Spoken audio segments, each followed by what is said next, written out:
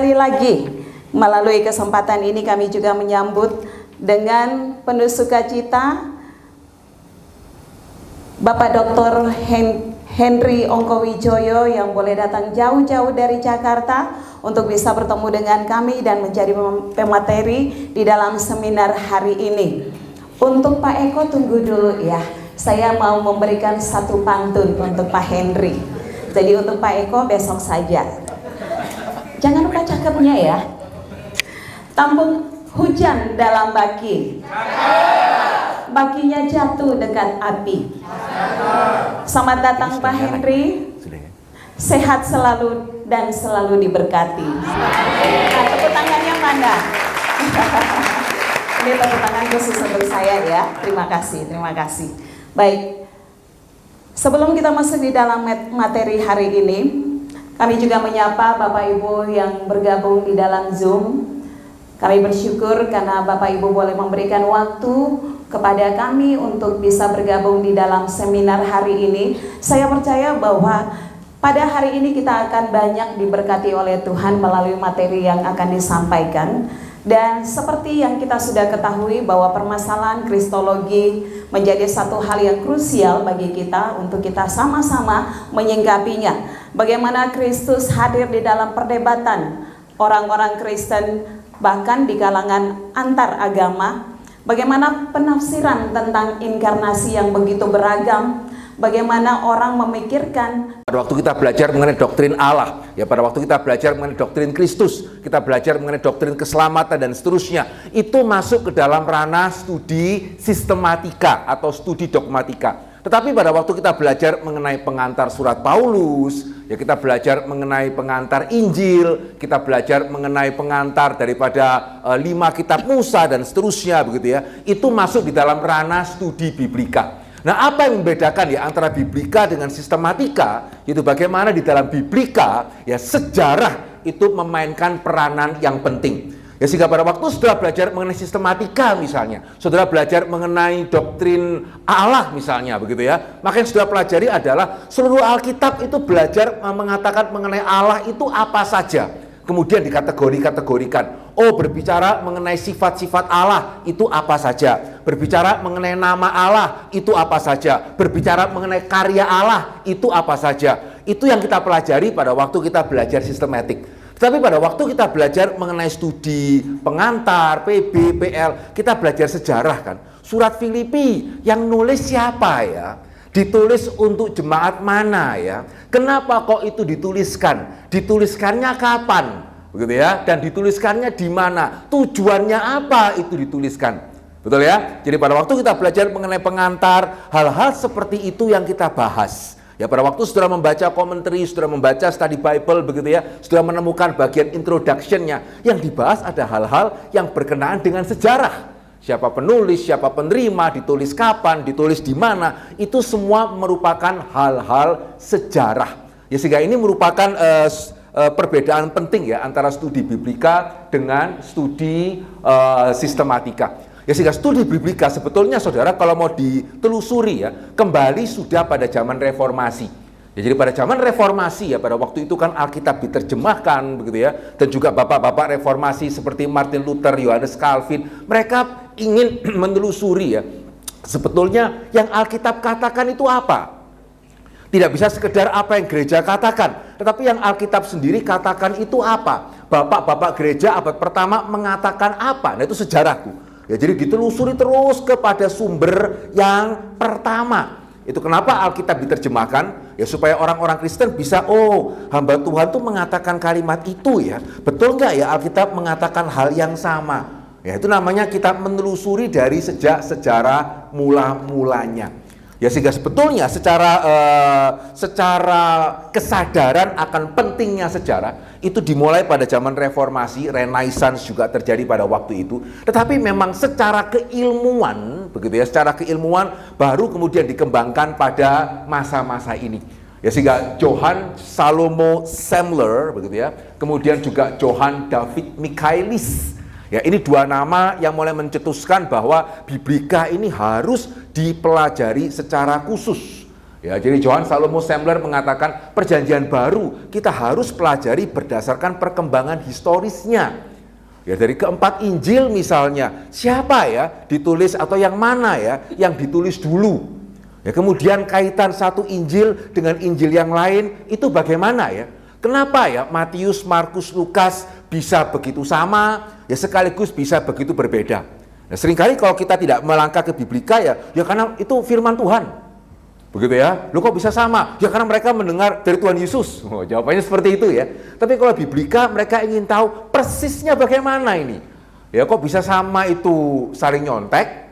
Begitu ya, ada kata saling memakai, siapa memakai siapa. Nah, itu maksudnya ya. Jadi ingin mempelajari perjanjian baru berdasarkan perkembangan historisnya. Paulus tulis surat mana dulu ini? Galatia dulu atau Roma dulu? Ya, kemudian Yakobus menulis suratnya itu kapan ya? Itu namanya perkembangan historis. Dan pada waktu masuk kepada Johann David Michaelis, nah di sini kita mulai melihat ya, sepertinya ada upaya untuk membedakan antara sistematika dengan Biblika. Ya, jadi dia mengatakan ya sebuah dokumen harus dibedakan dari pendekatan teologis. Begitu ya. Jadi kalau kita percaya Yesus itu adalah anak Allah, itu teologis. Ya, betulkah Yesus itu secara historis adalah anak Allah ataukah itu cuma merupakan keyakinan gereja? Tadi dikatakan ya, kita percaya mengenai dua natur Kristus. Itu betulkah secara sejarah atau ya cuma secara teologi saja gitu ya? Gereja percaya akan hal itu.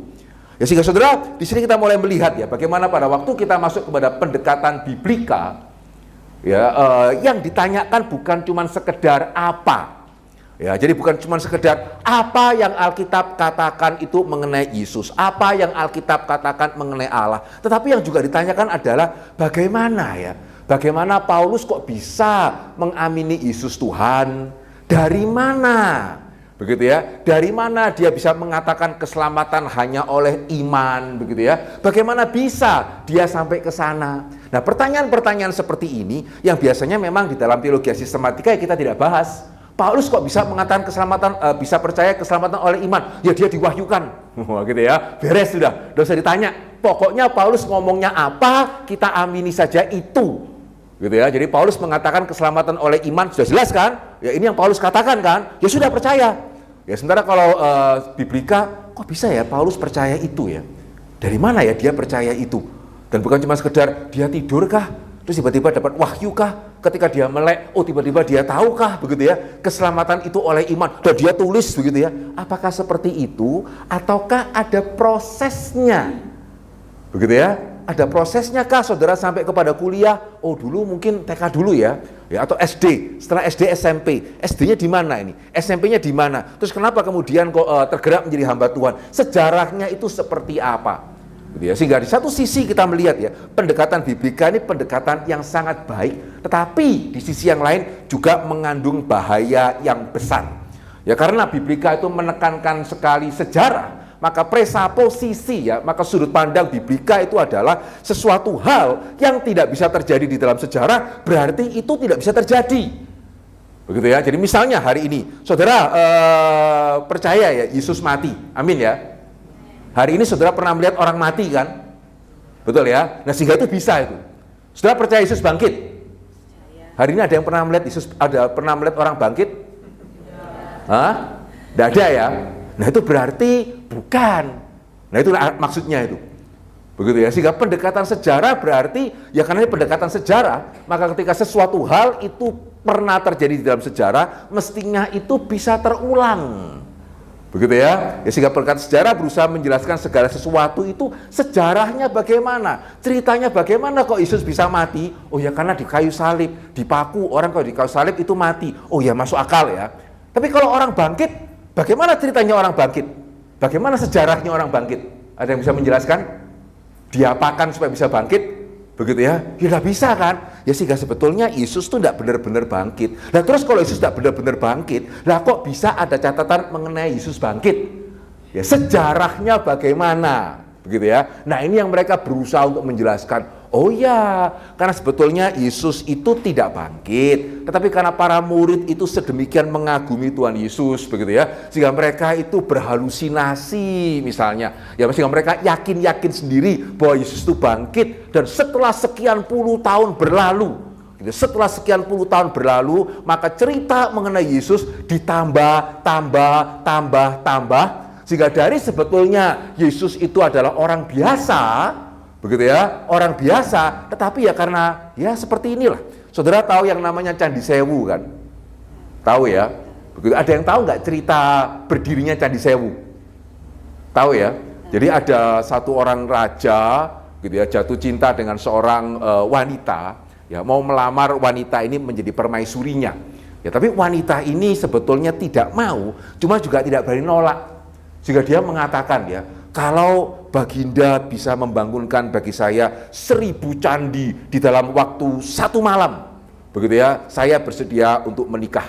Wah, raja ini ternyata sakti ya, sehingga dia mengundang para jin, begitu ya, sehingga kemudian cepat sekali dalam semalam itu jadi ya, sehingga ketika melihat itu ya, permaisurinya tuh calon yang akan dinikahi ini khawatir ya, wah kalau seperti ini ya bisa ini ya 1000 dalam 1 malam, sehingga kalau bisa ya berarti saya mesti menikah dengan dia, begitu. Padahal dia tidak mau menikah, sehingga bagaimana caranya? Caranya adalah ya dia curang ya, jadi ada ayam jago itu ya, dia sinari sehingga ayam ini merasa sudah pagi, kemudian ayamnya berkokok ya, sehingga waktu ayamnya berkokok, wah jinnya ini merasa sudah pagi ya, ternyata jin di Indonesia sama dengan Dracula di Amerika gitu ya. Jadi kalau lihat matahari tidak berani ya, sehingga pada waktu dengar suara ayam berkokok, wah semua jinnya lari ya, sehingga hanya jadi 999 kuil, begitu ya. Sehingga kemudian raja ini cari tahu kenapa ini bisa gagal, ternyata ketahuan ya yang wanita ini curang ya, sehingga raja itu marah mengutuk wanita ini, sehingga akhirnya sang wanita ini ceritanya menjadi kuil yang ke-1000 gitu. Saudara, amin nggak Candi Sewu berasal dari situ? Enggak. Hah? Enggak ya? Nah terus kenapa kok bisa ada cerita itu? Nah itu yang diselidiki, begitu ya. Ya sehingga coba dulu ya, saudara tidak percaya Candi Sewu dari sana, tapi percaya Yesus bangkit ya? Amin. Hah? Kok bisa ya? Ceritanya dari mana ya? Nah, seringkali kita mengatakan, yes pokoknya begitu. Nah gitu ya. Nah berarti ini nggak benar ini. Ya karena cuma sekedar pokoknya, berarti keyakinanmu ya, kalau kamu tuh pokoknya, berarti keyakinanmu tuh keyakinan Alkitab atau keyakinan gereja, begitu ya. Nah sehingga saudara, ini yang menjadi kesulitan dari banyak khususnya juga kaum Injili ya, berkenaan dengan Biblika ini mesti bagaimana ini, pendekatan kita itu seperti apa. Di satu sisi ya, ada yang kemudian pendekatannya adalah kita terima saja, ya karena kita kan tidak boleh pokoknya, begitu ya. Tetapi kalau kita terima saja, berarti bagaimana ya? Kalau Yesus mati, oke lah, karena hari ini memang orang mati. Tapi kalau Yesus bangkit, hari ini kan nggak ada orang bangkit. Yesus 5 roti 2 ikan, ya kasih makan 5.000 orang, begitu ya. Kan hari ini nggak ada itu, yang 5 roti 2 ikan kasih makan 5.000 orang.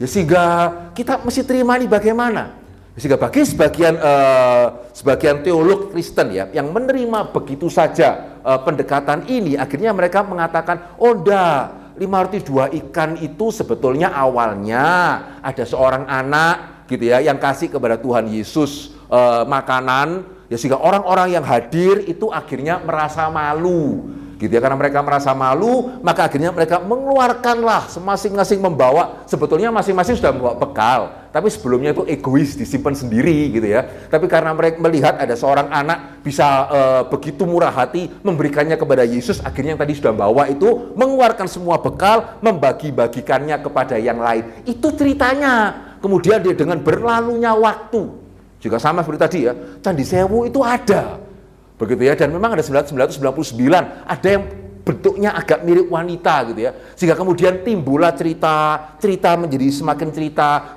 menjadi semakin menjadi cerita rakyat, akhirnya muncul cerita tadi. Sama, Injil itu juga seperti itu. Ya, sehingga kalau kita menerima begitu saja ya, kita akan menjadi seperti Esau yang kehilangan hak sulung. Sehingga hari ini kita melihat, kalau ada bahkan di antara seminari juga yang mengatakan, enggak lah, Yesus itu ya nggak sungguh-sungguh menebus dosa, kematiannya dia itu teladan kasih Allah. Saudara tahu itu berasal dari mana? Ya, karena mereka secara tanpa mereka menerima begitu ya pendekatan biblika ini begitu saja, ya sehingga hal-hal yang dirasa tidak masuk akal, ya hal-hal yang dirasa itu tidak rasional, mereka mengatakan awalnya bukan seperti itu, tetapi dengan berjalannya waktu, maka kemudian dari mulut ke mulut ditambah-tambahi, dari mulut ke mulut ditambah-tambahi, sehingga akhirnya jadilah Alkitab kita. Ya, sehingga bagi mereka yang mempunyai pendekatan seperti ini, ya mereka mengatakan Injil itu ditulisnya lama. Begitu ya, ada yang 70, tahun 80, bahkan beberapa mengatakan seperti Injil Lukas tuh kemungkinan ditulisnya itu 150, Injil Yohanes 150, begitu ya. Kenapa? Karena semakin jauh, ya semakin jauh Injil itu dari peristiwa aslinya, ya bumbunya semakin banyak. Begitu ya, perkembangannya semakin banyak, sehingga disitulah mereka mengatakan dari situlah kita bisa memiliki cerita-cerita yang ada sekarang, karena itu dibumbu-bumbui dengan berjalannya waktu. Ya, sehingga kalau pendekatan ini kita terima begitu saja ya, wah kita bisa menjadi orang-orang yang kehilangan hak sulung. Begitu ya, ya sehingga itu kenapa ya banyak tokoh gereja khusus juga dari Injili ya, pendekatannya adalah ya sudahlah tolak saja. Begitu ya, tolak saja, ya, jangan diterima sama sekali. Ya, sehingga misalnya kalau ditanya gitu ya, kenapa ya Paulus di dalam Kisah Para Rasul ya setuju untuk menyunatkan Timotius, di dalam surat-suratnya, begitu ya, dia tidak setuju untuk menyunatkan siapa? Di dalam surat-surat Paulus tegas mengatakan dia tidak setuju untuk menyunatkan Titus. Ya sebentar, di Kisah Para Rasul Paulus itu menyuruh Timotius untuk disunatkan. Ya, sehingga bagi mereka yang menerima yang pandangannya adalah terima saja, mereka kan mengatakan ya ini begitu ya, ya memang Lukas itu ya menulis Kisah Para Rasul itu untuk mendamaikan kubu Paulus dengan kubu Petrus. Ya sehingga sebetulnya Lukas itu memalsukan, ya dia mencoba untuk mendamaikan keduanya, sehingga ya bagian-bagian Paulus yang terlalu radikal sama dia dipotong. Paulusnya digambarkan sebagai Paulus yang baik, sunat ya boleh, Timotius disunat ya tidak apa-apa, sementara yang versi surat, nah itu Paulus yang asli. Nah itu yang menerima pendekatan terima saja ya, sementara yang tolak saja seringkali pendekatannya ya tidak tahu, pokoknya dua-dua benar. Jadi saudara tahu ya, Paulus itu di dalam Kisah Para Rasul itu setuju menyunatkan Timotius. Di dalam surat Galatia dia mengatakan kami tidak mundur. Pada waktu Titus itu mau disuruh sunat, kami pokoknya tidak mau mundur, kami tidak setuju. Menurut saudara itu Paulus konsisten apa tidak? Yang betul mana ya? Yang betul Paulus Lukas yang salah, atau yang betul Lukas Paulus yang tidak konsisten? Siapa yang mengatakan yang betul Paulus Lukas yang memalsukan? Gak ada ya? Terus siapa yang mengatakan Lukas yang betul, Paulus yang tidak konsisten? Siapa yang mengatakan Paulus benar, Lukas benar? Berarti semua gak angkat tangan, berarti semua mengatakan Paulus salah, Lukas salah ya? Kok gawat ini ya? Ini lebih gawat dari yang pertama ini gitu ya. Jadi ya gimana? Kan betul ya, saudara kalau baca Kisah Para Rasul ya, Paulus menyuruh Timotius disunat. Sementara Galatia ya, dia mati hidup pokoknya Titus diminta oleh orang-orang sunat. Enggak ya enggak. Ayo konsisten enggak? Konsisten enggak? Mau ngomong enggak itu kok ya kelihatannya memang enggak konsisten, tapi mau ngomong enggak, mau ngomong iya ada Pak Deki di sini gitu ya. Jadi gimana ya, konsisten enggak ya? Bagi orang yang terima saja ya jelas enggak lah. Dan mereka mengatakan, sebagian mengatakan ya memang Lukas ini yang sengaja memang dia itu merubah supaya kelihatannya akor, nggak berantem gitu ya. Ya sementara kalau yang bagi yang menerima, yang tolak saja, meskipun tidak bisa menjawab, pokoknya dua-dua benar, gitu ya. Jadi konsisten. Jadi mana yang betul? Dua-dua benar. Ya Paulus itu konsisten, tetapi Lukas juga tidak salah. Kok bisa? Ya harus pokoknya. Gitu ya. Nah saudara, masalahnya adalah ya kalau kita memakai pendekatan sudah tolak saja, kita akan kesulitan di dalam mempertanggungjawabkan iman. Ya sehingga akhirnya orang Kristen, orang-orang di luar kekristenan merasa, oh kekristenan itu pokoknya, gitu ya. Nah begitu kita pokoknya, siapa kita akan kesulitan di dalam bersaksi. Ya siapa mau percaya kesaksian orang yang pokoknya? Kamu membunuh ya? Enggak. Pokoknya loh, ini ada buktinya foto, pokoknya itu bukan saya, gitu ya. Loh itu fotomu, terus pokoknya bukan saya, ya masuk dia, begitu ya. Ya sehingga kalau kita pendekatannya adalah tolak saja, gitu, sudah nggak usah biblika, kita sistematika saja, begitu ya. Yang penting pokoknya saya percaya Lukas benar, Paulus benar, meskipun saya tidak bisa menjelaskan, pokoknya saya percaya dua-dua benar. Nah, bagaimana kita bisa menjelaskan kepada jemaat? Bagaimana kita bisa mempertanggungjawabkan iman, dan khususnya yang penting ya, bagaimana kita juga bisa untuk memenangkan orang muda. Ya karena sekarang kaum muda dengan segala media sosial yang berusaha mengajari mereka gitu. Sementara mereka ke gereja dan mereka melihat, oh hamba Tuhan saya pokoknya loh. Padahal jelas-jelas di sini Paulus versi Lukas dengan Paulus versi Paulus beda. Begitu ya. So jangan pikir jemaat nggak tahu. Ya, jemaat itu mungkin sekali tahu, terus kenapa mereka nggak nanya? Karena mereka nggak yakin kita bisa jawab, gitu ya. Daripada tanya kemudian dimarahin, mending saya nggak tanya, tapi sambil nggak tanya, sambil mereka itu ragu, betul nggak ya? Gitu ya, manusia bisa bangkit ya? Apa iya ya? Kan di dalam sejarah itu nggak ada. Ya mereka nggak nanya sih, ya tetapi keraguan itu ada di dalam hati mereka. Ya, sehingga pendekatan yang betul itu bagaimana yang kita akan pakai sebentar ini ya. Pendekatan yang betul adalah kita mesti tebus. Ya, sehingga di dalam teologi reform kita mempunyai wawasan dunianya ya. Itu adalah creation, fall, redemption, dan consummation. Ya, penciptaan, kejatuhan, penebusan, dan konsumasi. Ya, sehingga di dalam reform worldview ya, pendekatan kita itu bukan tolak saja. Segala sesuatu pokoknya tolak. Karena Allah menciptakan itu baik, begitu ya, sehingga tidak bisa saudara sembarangan tolak. Allah menciptakan itu baik, tapi juga kalau gitu kita terima saja deh. Ya kita mesti hati-hati karena ciptaan Allah yang baik itu sudah jatuh ke dalam dosa. Ya, sehingga saudara cuma sekedar terima, begitu ya. Waduh, itu bisa membawa diri ke dalam pencobaan. Sehingga terus bagaimana Pak? Solusinya itu adalah tebus. Ya, sehingga cerita yang paling baik ya untuk menjelaskan menebus itu maksudnya seperti apa, begitu ya. Cerita yang paling baik adalah saudara tahu ya, di dalam ketika Israel akan keluar dari Mesir, Tuhan memberikan perintah apa? Sebelum mereka keluar dari Mesir, Tuhan kasih perintah apa? Yang bisa jawab boleh minta tambahan nilai dari siapa ini? Ya, pada waktu Israel mau keluar dari Mesir, Tuhan kasih perintah apa sama orang Israel? Apa? Jangan cuma keluar kamu mesti apa? Beribadah. Ada yang kurang, ada jawabannya agak kurang kontroversial jawabannya ini ya. Ada jawaban yang lebih kontroversial. Disuruh apa? Orang Israel disuruh untuk merampasi orang-orang Mesir. Begitu ya. Kamu jangan cuma keluar begitu aja, kamu minta. Gitu ya, dari orang Mesir kamu minta emas, perak, akhirnya orang Mesir digerakkan Tuhan kasih betulan. Begitu ya, sehingga saudara pada waktu baca cerita ini ya, saudara gak merasa aneh gak? Tuhan kok suruh orang Israel merampasi orang-orang Mesir ya? Begitu ya, kok Tuhan suruh orang ngerampas begitu ya? Karena memang itu keadilan Tuhan ya. Memang itu hak orang Israel yang sudah diperbudak selama sekian ratus tahun. Begitu ya, sehingga itu kenapa bukannya Tuhan sewenang-wenang ya menyuruh orang Israel untuk meminta dari orang Mesir, dan orang Mesir pun juga dengan murah hati memberi ya, karena mereka tahu. Begitu ya, sekian ratus tahun tuh orang Israel diperbudak, itu upahnya berapa itu. Sehingga itu sebetulnya merupakan hak daripada orang Israel. Tapi yang lebih penting adalah, saudara tahu nggak ya, dari emas perak yang dirampas, itu nantinya jadi apa? Apa? Jadi tabernakel, jadi apa lagi? Bagus ya, satu jadi tabernakel, jadi apa lagi? Jadi anak lembu emas. Begitu ya, jadi anak lembu emas. Sehingga ini adalah satu cerita yang sangat bagus di dalam menolong kita memahami hal ini ya. Kalau orang Israel pada waktu pendekatannya tolak saja, saya tidak mau mengambil dari orang-orang Mesir begitu ya. Ya mereka mau bangun tabernakel pakai apa? Begitu, pakai pasir.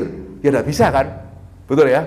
Ya, sehingga kalau mereka tolak saja, mereka tidak bisa membangun tabernakel. Nah masalahnya pada waktu itu mereka terima saja tanpa hati-hati, sehingga akhirnya dari sana jadilah anak lembu emas. Begitu ya, sehingga dari emas yang sama yang diambil dari orang Mesir begitu ya. Bagaimana satu sisi kalau mereka tolak saja, mereka tidak bisa membangun tabernakel, tetapi kalau mereka terima saja dan tidak hati-hati, jatuhnya itu menjadi lembu emas. Sehingga itu kenapa ya, menebus berarti pada waktu kita mendengar pendapat-pendapat seperti ini, kita boleh coba pikirkan. Tetapi kita mesti memakainya dengan hati-hati. Dan pada waktu kita memakainya dengan hati-hati, betul-betul itu bisa menguatkan iman Kristen. Ya seperti tadi misalnya, loh Paulus berarti bagaimana ya Pak ya?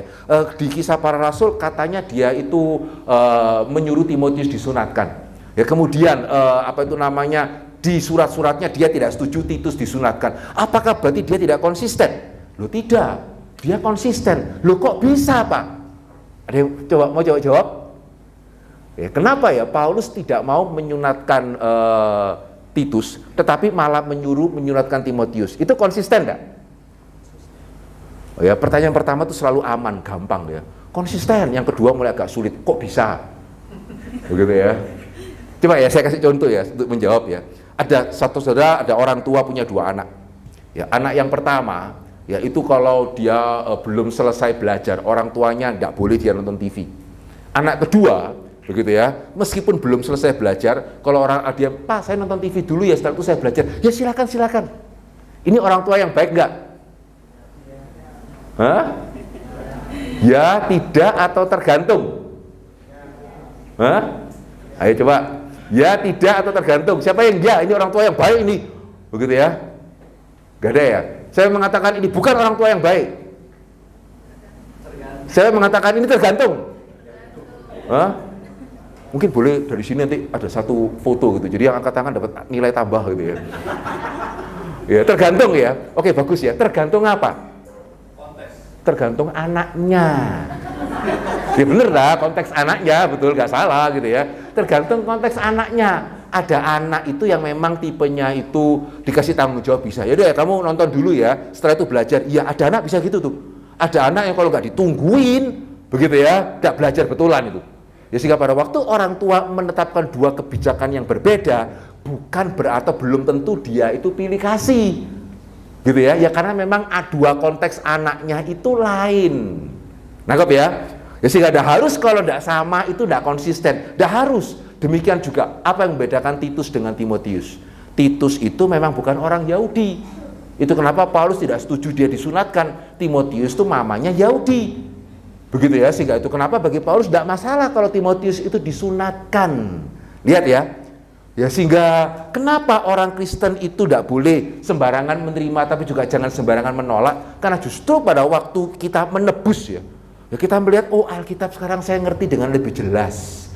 Ya berarti bukan pokok ya juga bukan berarti Lukas itu ngarang, juga bukan berarti Paulus tidak konsisten. Ternyata Titus itu adalah non-Yahudi, Timotius itu mamanya Yahudi sehingga konsisten. Kayak tadi ya, anak pertama tidak boleh lihat TV, anak kedua boleh, bukannya tidak konsisten ya karena memang sifat anaknya itu berbeda.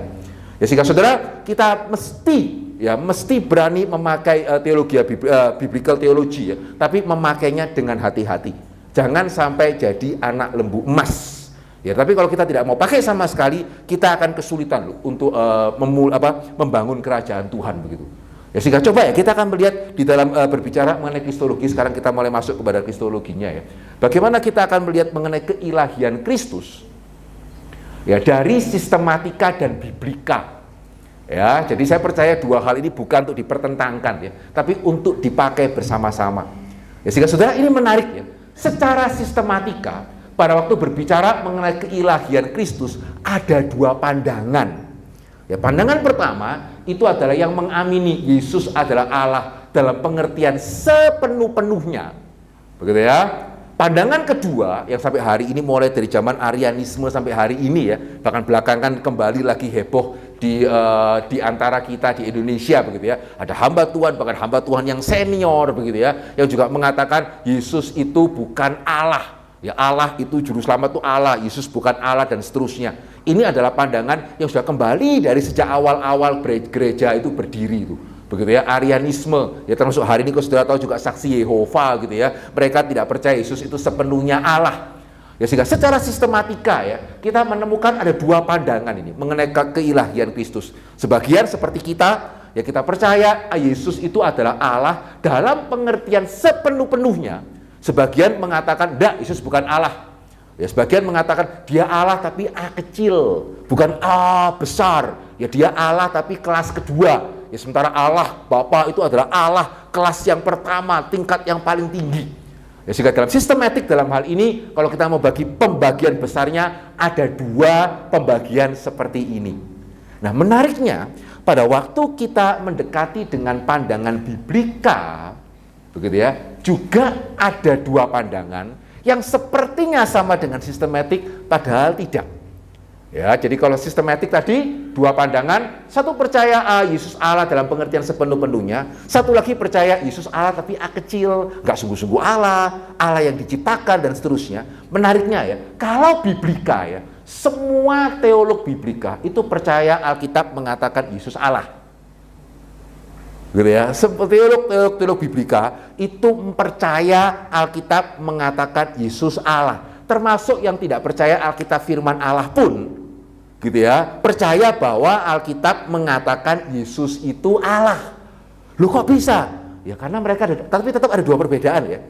Ya, jadi kalau di dalam biblika, yang pertama seperti kita, ya kita percaya bahwa Yesus Allah dalam pengertian sepenuh-penuhnya dari semula. Ya memang pada waktu Yesus datang ke dalam dunia ini, dia sudah menyatakan diri kalau dia itu Allah. Ya, sementara sebagian teolog biblika yang lain mengatakan bahwa ya mereka tidak memungkiri bahwa Alkitab gitu ya mengatakan Yesus Allah, Injil Yohanes khususnya, tapi mereka mengatakan itu bukan dari semula. Bukan dari semula. Lihat ya perbedaannya ya. Kalau yang sistematika antara yang sepenuh-penuhnya dengan yang bukan sepenuh-penuhnya. Kalau yang biblika perbedaannya adalah yang percaya Alkitab mengatakan Yesus Allah dari semula dengan yang percaya bahwa Yesus itu bukan Allah dari semula, tapi setelah melalui berbagai proses. Ya sehingga Injil Yohanes dituliskan kapan? Begitu ya, Injil Yohanes dituliskan tahun 100 lebih begitu ya. Sehingga melalui proses seperti tadi ya, sudah ada candi sewunya. Tapi pertanyaannya ya, jadi pertanyaan kita bukan cuma sekedar betulkah Yesus itu Allah sepenuh-penuhnya? Ya tugas kita agak berat ya, karena kita juga mau tanya, betulkah Yesus Allah sepenuh-penuhnya itu dari awal? Begitu ya, dan bukan setelah melalui proses mitos kayak yang tadi saya contohkan begitu. Jadi bukan cuma pertanyaan, ingat ya, pertanyaan kita bukan cuma sekedar apakah Yesus Allah? Ya, tapi apakah Yesus Allah itu dari awal? Tahu dari mana? Begitu ya, bukan cuma sekedar pokoknya, enggak. Dari awal berarti kita mau tahu ya, betulkah memang dari awalnya Yesus mengatakan itu? Ya, atau jangan-jangan kayak tadi ya, ada candi sewunya, tapi ceritanya itu ngarang. Ya, jadi ada Yesusnya memang ada, dia memang mati, tapi yang kebangkitannya lah, yang mujizatnya itu karangan gereja. Betulkah seperti itu? Ataukah dari awal memang sudah begitu? Ya, ini tugas yang lumayan menantang ya. Jadi bukan cuman kita tanya apakah ya, betulkah Alkitab mengatakan Tuhan Yesus adalah Allah di dalam pengertian yang sepenuh-penuhnya. Ya, tapi kita juga akan tanya ya, betulkah dari awal gitu? Ataukah setelah melalui proses akhirnya muncullah karangan-karangan yang turun kepada kita adalah karangan-karangan itu? Ya, ataukah dari awal ya memang Yesus itu Allah, ya memang betul dia itu 5.002 ikan. Begitu ya, jadi makan 5.000 orang, bukan pengembangan mitos begitu ya. Dan yang ketiga, bagaimana kita menjawab ayat-ayat Alkitab yang mengindikasikan Yesus lebih inferior dibandingkan dengan Allah Bapa. Ya sehingga kenapa ya sampai hari ini kalau mau dikatakan bidat yang paling bertahan dari sejak gereja mula-mula itu Arianisme. Ya, dibandingkan semua pengajaran yang salah begitu ya, yang paling bertahan sampai sekarang, yang bahkan masih trendy sampai sekarang, masih menghantui gereja sampai sekarang, itu adalah pandangan yang mengakui Yesus Allah tapi level kedua. Karena memang ya, dan sekali lagi ya, kita jujur sih, memang ya Alkitab sepertinya ada ayat-ayat yang menunjukkan akan hal ini. Begitu ya, ada ayat-ayat yang menunjukkan bahwa Yesus itu sepertinya lebih inferior daripada Allah Bapa ini. Ya, sehingga pendekatan sejarah berarti kita tidak boleh mengatakan, wis pokoknya saya tidak mau tahu ayat-ayat inilah, pokoknya saya percaya Yesus Allah. Loh enggak. Ya, pendekatan sejarah berarti kita berani melihat ayat-ayat ini seperti tadi ya, kita berani mengakui memang sih Paulus di Kisah Para Rasul menyunatkan Timotius. Ya, Paulus di dalam surat-suratnya menolak menyunatkan Titus. Kita mengakui dan kita bukan pokoknya dua-dua benar, tapi kita menjelaskan. Begitu ya. ya sehingga tiga ini yang kita akan bahas ya. Betulkah Alkitab mengatakan bahwa Yesus adalah Allah dalam pengertian sepenuh-penuhnya? Ya, ini pertanyaan sistematik. Ya, yang kedua, betulkah dari sejak awal sejarahnya, betulkah sejarahnya dari awal Yesus itu sudah Tuhan? Ini biblika. Ya, kemudian yang ketiga, bagaimana dengan ayat-ayat yang mengindikasikan sepertinya tidak gitu kok. Nah, bagaimana kita akan menjawab ayat ketiga pertanyaan ini? Ya, bagaimana kita akan menjawab ketiga pertanyaan ini secara biblika, tapi sekaligus juga menjawab secara sistematika. Nah, saudara, saya akan mengajak saudara melihat dari surat Paulus untuk menjawabnya. Loh Pak, kenapa kok surat-surat Paulus? Begitu ya? Ya kenapa kok Paulus? Kalau sekali lagi ya, kalau biblika saudara mesti tanya, mengapa? Gak cuman pokoknya Paulus firman Tuhan gitu ya. Ya kan Injil juga firman Tuhan. Ya kisah para rasul kan firman Tuhan, Wahyu kan juga firman Tuhan begitu ya. Kejadian kan juga firman Tuhan. Kenapa kok Paulus? Ya kenapa kita mau menjawab pertanyaan ini dari sudut pandang Paulus? Ya karena yang pertama, Paulus menuliskan surat, bukan menuliskan cerita. Ya sehingga semua tadi yang dianggap sebagai mitos, itu kan cerita. Malin kundang. Ya saudara, di mana itu beneran ada katanya batu yang kayak manusia gitu ya. Sumatera ya. Betul ya, sehingga ada batu yang manusia, oh berarti ini dulu ada anak yang durhaka dikutuk jadi batu ini gitu ya. Ya sehingga itu semua kan persamaannya apa ya? Persamaannya semua itu kan cerita. Ya, sehingga Injil karena cerita kemudian dianggap sama dengan cerita-cerita rakyat seperti tadi. Nah, menariknya di sini kan jelas ya, Paulus kan tidak menulis cerita. Paulus kan menulis surat. Surat itu kan lebih formal. Surat itu kan mesti lebih bisa dipertanggungjawabkan. Ya, itu kenapa kita berangkat dari Paulus meskipun kita percaya Injil juga bukan karangan. Ya, tapi kenapa kita berangkat dari Paulus? Karena dia sedang menuliskan surat. Surat itu tidak gampang dimitoskan. Beda dengan cerita. Ya, cerita lebih gampang dari mulut ke mulut kemudian berkembang begitu ya sampai akhirnya berbeda. Tapi surat, ya itu tidak semudah itu, surat kok. Dan yang kedua, nah ini yang sangat penting juga ya. Paulus itu, surat-surat Paulus sangat mungkin merupakan kitab-kitab perjanjian baru yang terawal dituliskan. Jika tadi saya mengatakan ya, kenapa mereka mengatakan Yesus yang bangkit itu sebetulnya Yesusnya Matius, bukan Yesus sesungguhnya. Karena mereka itu mengatakan Matius lah, Markus, Lukas, Markus masih agak mending ya. Dianggap ditulis sebelum tahun 70. Tapi Matius, wah itu mungkin tahun 80-an. Yohanes tahun 100-an. Lukas itu seringkali yang paling kasihan. Lukas itu karena memang tidak banyak gereja, bapak-bapak gereja yang mengutip dia ya. Sehingga kutipan untuk Lukas yang paling jelas itu baru muncul di akhir abad kedua. Sehingga bagi orang liberal mengatakan, kenapa nggak ada bapak gereja mengutip Lukas? Ya karena memang belum ditulis. Gitu ya, sehingga itu menunjukkan Lukas ditulisnya tahun 150 begitu ya. Itu kenapa ya? Karena sudah tahun 150 ya, berarti kan 120 tahun berlalu, ya mitosnya banyak.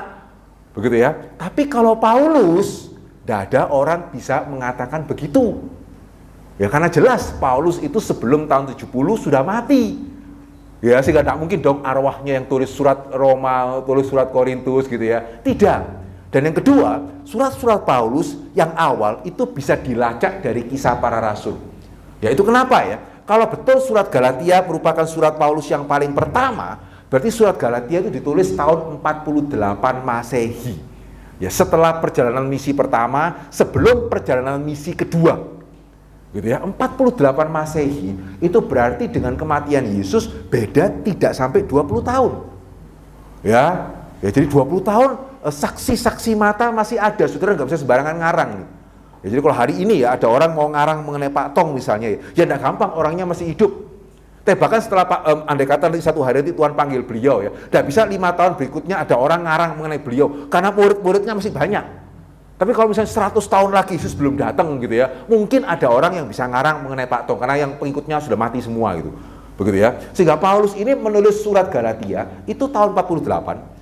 Ya, 1 Tesalonika itu sekitar 49-50. Sehingga andai kata pun ya, karena Galatia ini kan ada penafsiran ya. Dia ditulis setelah perjalanan pertama atau perjalanan kedua. Ya sehingga andai kata pun surat paling awal itu 1 Tesalonika, ya tetap juga tahun 49-50. Berarti hampir 20 tahun dari kematian dan kenaikan Yesus. Ini dekat ini. Ya, saudara tidak bisa memalsukan cerita dalam waktu yang dekat. Kalau mau memalsukan cerita, tunggu agak lamaan. Begitu ya. Ya sehingga di sini kita melihat ini yang kedua, kenapa kita pakai surat Paulus. Dan yang ketiga, Nah ini saudara ya. Jadi saya mengatakan ada ayat-ayat ya yang paling menunjukkan Yesus lebih rendah daripada Allah Bapa. Salah satunya itu banyak berasal dari Paulus. Gitu ya. Paulus tuh banyak menuliskan ayat ya yang mengindikasikan Yesus lebih rendah daripada Allah Bapa. Ya contohnya ya, coba kita lihat ya. Ya, ini kan tulisan Paulus ya, Roma pasal pertama ayat kedua sampai ayat yang keempat. Ya, ini kan tulisan Paulus nih. Coba ya, perhatikan baik-baik ya. Terus saya akan tanya, saudara pada waktu baca ayat ini ada khawatirnya enggak? Gitu ya, ya khawatir enggak pada waktu baca ayat ini? Ya, saya bacakan. Ya, Injil itu telah dijanjikannya sebelumnya dengan perantaraan nabi-nabi dalam kitab-kitab suci tentang anaknya yang menurut daging diperanakkan dari keturunan Daud. Dan menurut Roh Kekudusan dinyatakan oleh kebangkitannya dari antara orang mati bahwa ia adalah anak Allah yang berkuasa, Yesus Kristus Tuhan kita. Perhatikan ya, Injil itu telah dijanjikannya sebelumnya dengan perantaraan nabi-nabi dalam kitab suci. Injil itu ngomong mengenai apa sih? Mengenai anaknya, mengenai anak Allah yang, perhatikan di sini ya. Jadi anak Allah itu menurut daging diperanakkan dari keturunan Daud. Dan baru kemudian menurut Roh Kekudusan dinyatakan oleh kebangkitannya dari antara orang mati bahwa ia adalah anak Allah yang berkuasa, Yesus Kristus Tuhan kita. Siapa yang pada waktu mendengar ayat ini dibacakan mulai agak merasa khawatir? Kok saudara tidak khawatir? Saya yang agak khawatir ini. Ya, saya khawatir saya tidak bisa menjelaskan. Gitu ya. Kan kalau saudara baca ayat ini dengan seksama ya. Ayat ini sepertinya menunjukkan Yesus tuh awalnya ya keturunan Daud. Betul ya? Terus baru setelah dia bangkit dari antara orang mati, ya, Roh Kudus menyatakan bahwa ia adalah anak Allah yang berkuasa. Jadi Yesus itu dari semula anak Allah atau menjadi anak Allah? Hah? Nangkap maksud saya ya? Gitu ya? Ya sehingga saudara membaca ayat ini ya bisa mengesankan Yesus ini awalnya keturunan Daud. Ada papanya namanya Yusuf adalah keturunan Daud. Itu kenapa Yesus adalah keturunan Daud. Kapan dia dinyatakan menjadi anak Allah yang berkuasa?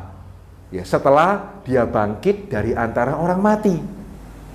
Ya sehingga heran juga ya mereka yang mengatakan Yesus bukan Allah kok jarang mengutip ayat ini. Apa mungkin tidak tahu? Jadi sekarang kita kasih tahu mereka ya. Wah Pak Henry sedang mempersulit diri gitu ya. Nah, kenapa kok malah dikasih tahu Pak gitu ya? Semoga mereka jangan lihat seminar kali ini gitu ya. Belum saya kasih tahu yang lebih serem lagi ya.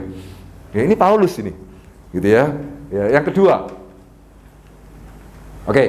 Nah saudara, ini sengaja saya kasih warna yang berbeda ya.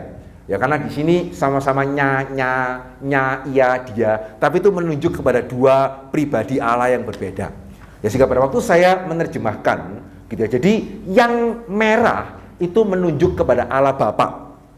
Ya, yang warna biru itu menunjuk kepada Allah Anak, menunjuk kepada Kristus. Itu kenapa saudara lihat ya, kata Kristus itu kan biru itu. Sementara kata Allah itu kan merah. Ya, jadi semua yang saya kasih warna merahnya, ya dia merah, itu menunjuk kepada Allah Bapa. Sementara kemudian Kristus yang menuju kepada Allah Anak, itu saya kasih warna biru. Jika perhatikan, saya akan baca dengan langsung pakai Allah Bapa dan Allah Anak supaya saudara nggak bingung ya. Perhatikan baik-baik. Ya sebab segala sesuatu telah ditaklukkan oleh Allah Bapa, merah ini ya.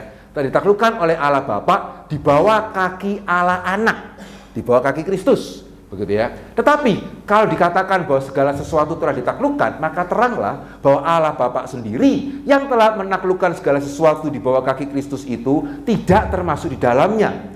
Tetapi kalau segala sesuatu telah ditaklukkan di bawah Kristus, maka Kristus sendiri sebagai anak akan menaklukkan dirinya di bawah Allah Bapa yang telah menaklukkan segala sesuatu di bawah Allah Anak, supaya Allah Bapa menjadi semua di dalam semua.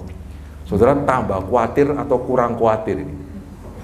Wah, gitu ya. Untung juga yang ngomong Yesus kelihatannya lebih inferior, nggak tahu ayat ini, jarang dipakai ayat ini ya. Padahal ada loh. Jadi sekali lagi kita kasih tahu mereka gitu ya. Jadi saudara kalau dari ayat ini ya, lebih tinggi mana ayo? Allah Bapa atau Allah Anak? Gitu ya. Wah, ini gimana nih ya? Mau jawab Allah Bapa lebih tinggi kan? Oh ya, terima kasih. Dapat tak situ dulu ya. Nanti takutnya tersenggol. Ya, terima kasih. Ya, jadi kalau dari ayat ini ya, Khusus kali ini ya, Pak Deki akan memaafkan jawaban yang jujur ya. Jadi Allah Bapa sama Allah Anak tinggi mana kalau dari ayat ini? Masih nggak berani jawab ya. Tinggi mana? Hah? Gitu ya. Wah, puji Tuhan, berarti iman kita kuat gitu ya.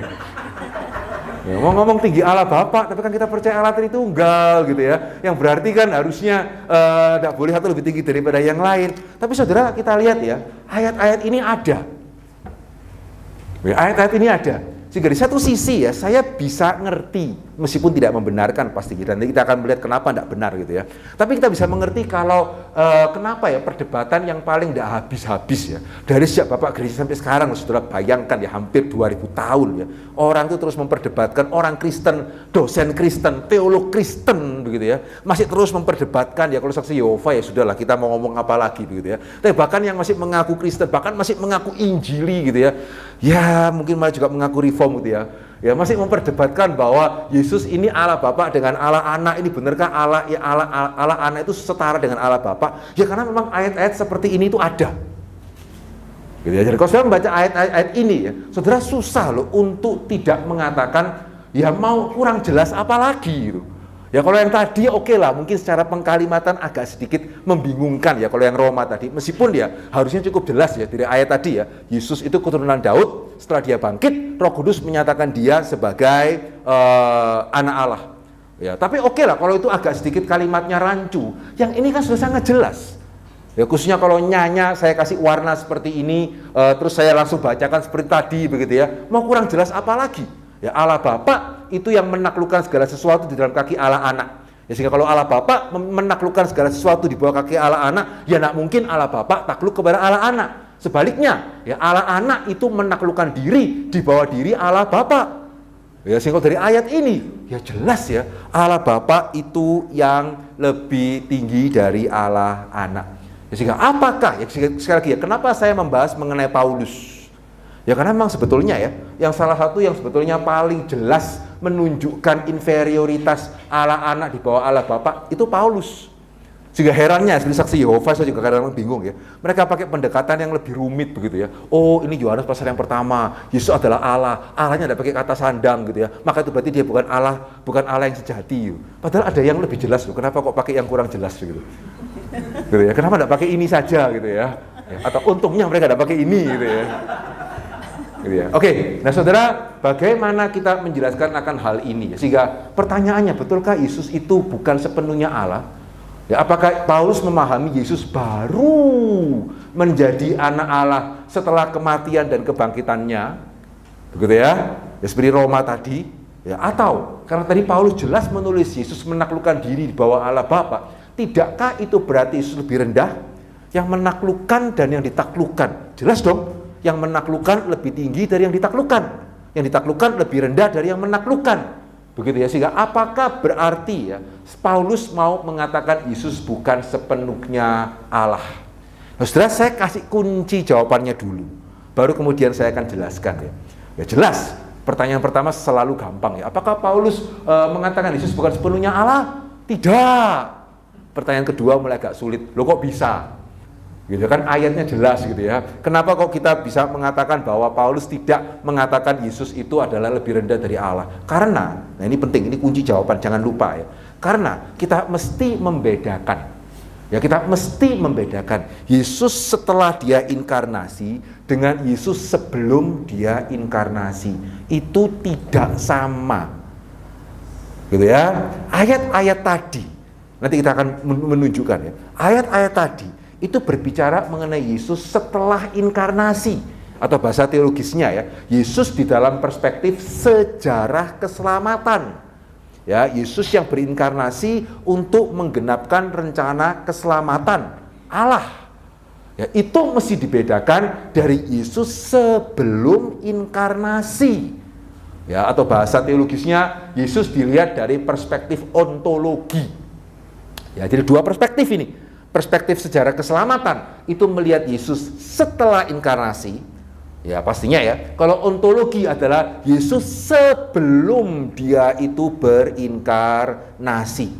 Nah saudara, dua perspektif ini mesti dibedakan. Dan begitu saudara membedakan hal ini ya, akan sangat jelas kok. Gitu ya. Jadi ayat-ayat tadi berbicara mengenai Yesus inkarnasi, ya betul, Yesus lahirnya memang anak Daud. Ya, Matius kan mengatakan begitu. Ya, Maria bertunangan dengan Yusuf keturunan Daud, sehingga Yesus memang adalah anak Daud. Dan betul kan, segala kuasa diberikan kepada Yesus itu sebelum atau setelah dia bangkit. Mandat agung diberikan sebelum atau setelah dia bangkit? Mandat agung diberikan setelah Yesus bangkit. Segala kuasa diberikan kepadaku. Ya, karena itu pergilah, jadikanlah segala bangsa milikku setelah dia itu bangkit dari antara orang mati. Begitu ya. Sehingga dari kacamata Yesus berinkarnasi, ya betul yang Paulus katakan itu betul. Ya, tapi mesti dibedakan dengan Yesus sebelum inkarnasi. Pak, adakah dasar dari mana Bapak bisa mengatakan ya bahwa Paulus mau membedakan Yesus sebelum dan sesudah inkarnasi? Biblika kan? Sejarahnya dari mana, Pak? Ya, alasannya apa, Pak? Dasarnya apa? Bapak membedakan Yesus sebelum dan sesudah inkarnasi. Dasarnya dari Paulus sendiri, saudara. Sehingga ayat yang paling penting dalam hal ini ya, ini dasar yang jangan sampai saudara tidak tahu ya. Filipi pasal kedua ayat yang kelima sampai ayat yang ke-11. Ya, coba ya kita buka bersama-sama Filipi pasal kedua ayat yang kelima sampai ayat yang ke-11.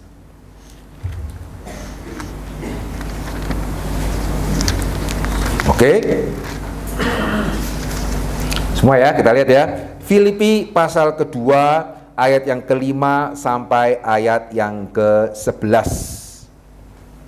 Sudah? Saya bacakan, perhatikan baik-baik.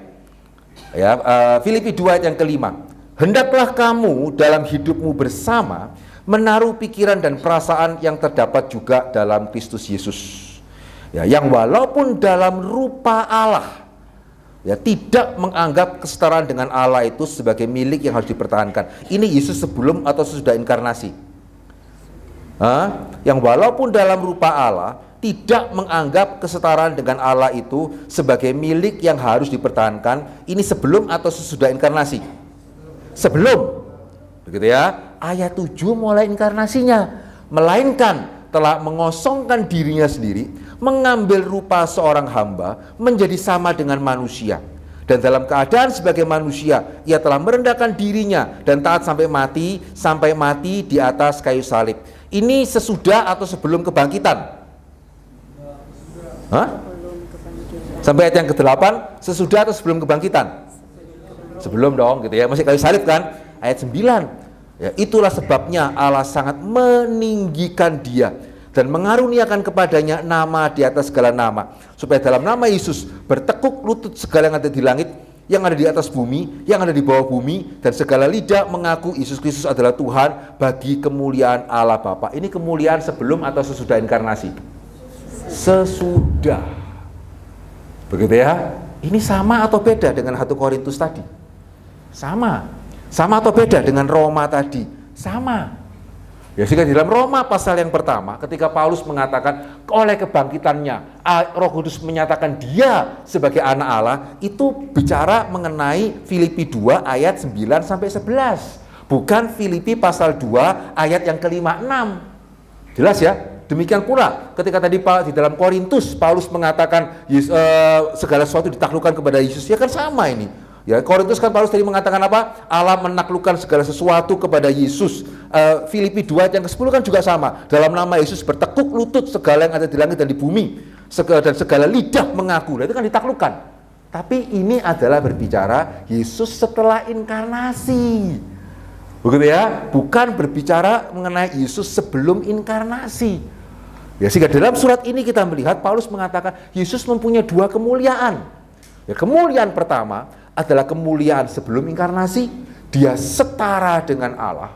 Kemuliaan yang kedua adalah setelah dia berinkarnasi, dia mengosongkan diri, dia menjadi manusia, bahkan menjadi hamba yang rela taat, bahkan taat sampai mati, bahkan mati di atas kayu salib. Itu terus bertahap ya. Jadi dia setara. Menjadi manusia lebih rendah, manusianya hamba lebih rendah lagi, hambanya taat sampai mati lebih rendah lagi, matinya di atas kayu salib paling rendah itu.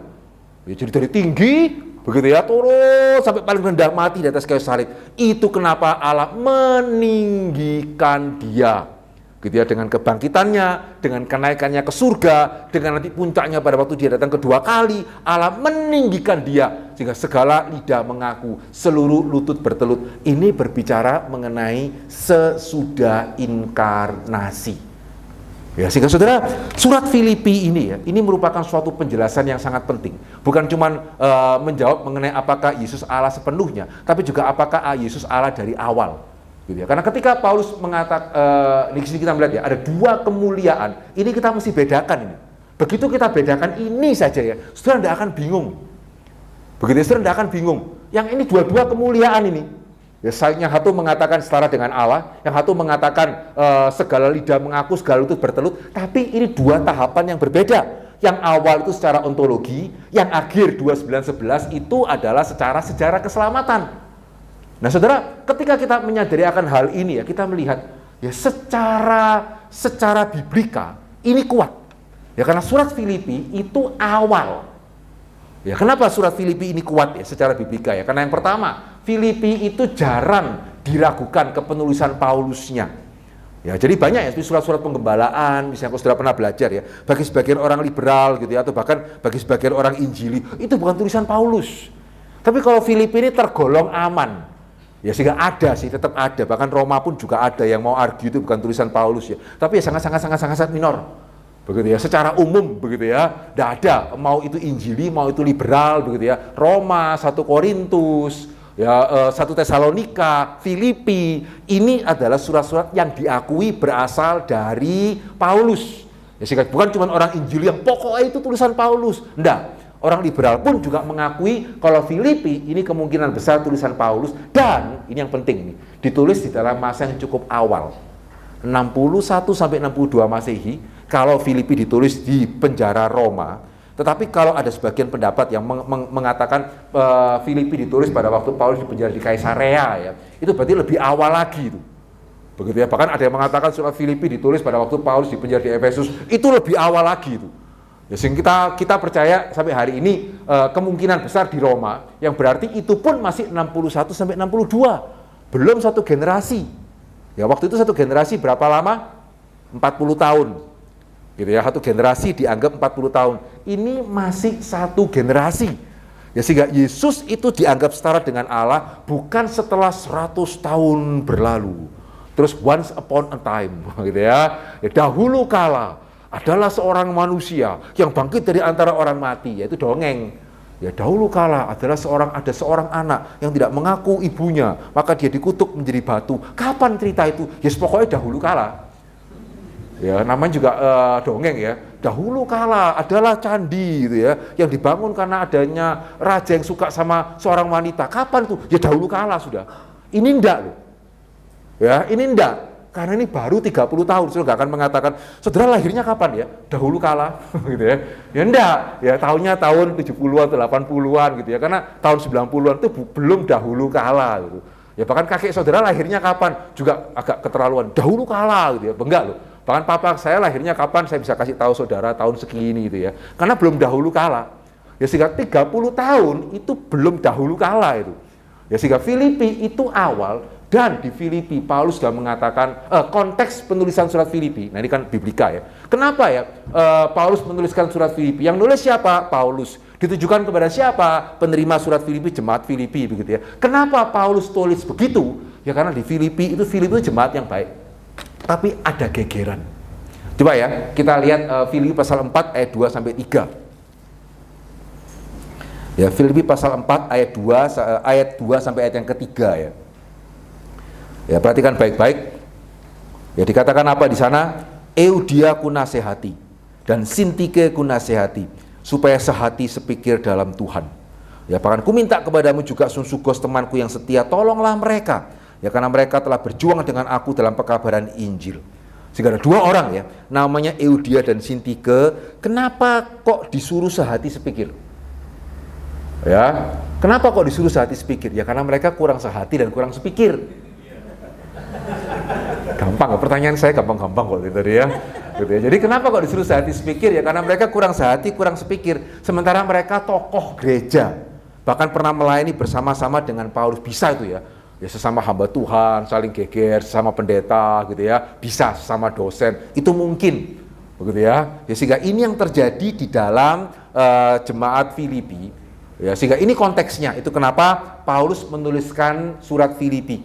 Ya sehingga saudara perhatikan ini sedikit melebar ya. Kalau saudara mau mengerti secara biblika ya, ayat-ayat yang tidak penting seperti ini itu penting. Ya, jadi kira-kira kalau saudara survei di jemaat ya, kira-kira yang Alkitabnya di stabilo lebih banyak mana ya? Filipi 2 tadi atau Filipi 4? Ada nggak di sini yang Filipi 4 ayat 2 sama 3? Wah, di stabilo, ayat penting, ayat emas ini. Ada nggak? Atau siapa dulu yang waktu sekolah minggu ya, terus guru sekolah minggu mengatakan, anak-anak, ayat hafalan minggu depan adalah Filipi pasal keempat ayat 2 sampai ayat yang ketiga, sama-sama ya, Euodia ku nasihati dan Sintika ku nasihati gitu ya. Tidak pernah muncul itu. Begitu ya, tapi kalau yang tadi ada, Yesus dalam rupa Allah, tidak memandang kesetaraannya dengan Allah sebagai milik yang harus dipertahankan. Wah, ini ayat emas.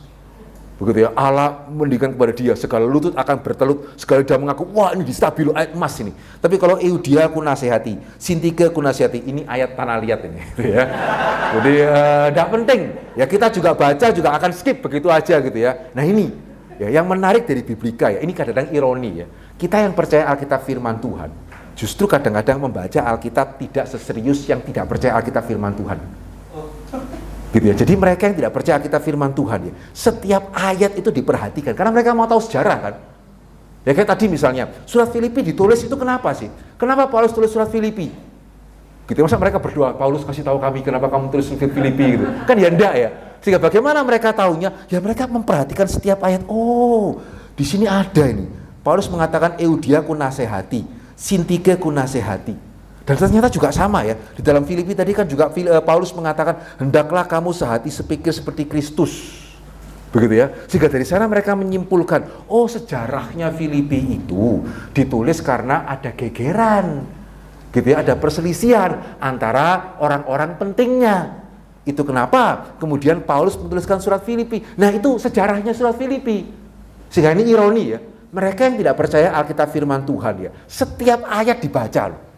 Sementara kita yang percaya kita firman Tuhan, wah Filipi 2 mesti dihafal, ini penting sekali. Filipi 4 lewat aja lah, tidak penting.